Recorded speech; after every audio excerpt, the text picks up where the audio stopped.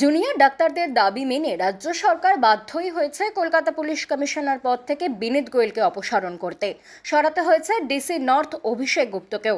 একই সঙ্গে সরিয়ে দিতে হয়েছে রাজ্য স্বাস্থ্য দপ্তরের দুই শীর্ষ আধিকারিককে।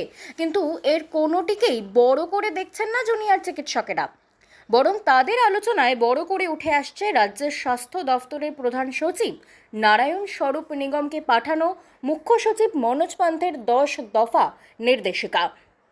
জুনিয়র চিকিৎসকেরা তো বটেই, সিনিয়র চিকিৎসকেরাও বলছেন সিসিটিভি বা বিশ্রাম কক্ষ নয়, সরকারি হাসপাতালে চিকিৎসকদের নিরাপত্তার বিষয়টি অনেক কিছুর সঙ্গেই সম্পর্কযুক্ত।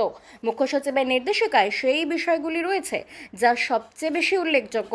চিকিৎসকেরা এমনও বলছেন, যতক্ষণ না ওই নির্দেশিকার বাস্তবায়ন হচ্ছে ততক্ষণ নিশ্চয়তা নেই।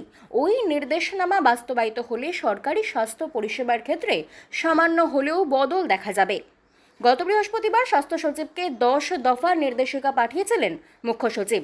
তার মধ্যে 7, 8 এবং 9 নম্বর নির্দেশকে তাৎপর্যপূর্ণ বলে মনে করছেন চিকিৎসক মহল। তাতে কি রয়েছে?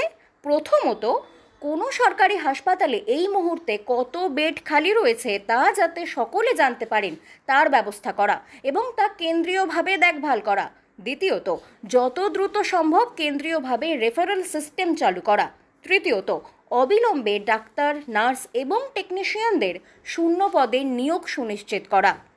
বাংলা খবর, আপনার রাজনীতি, আপনার আওয়াজ।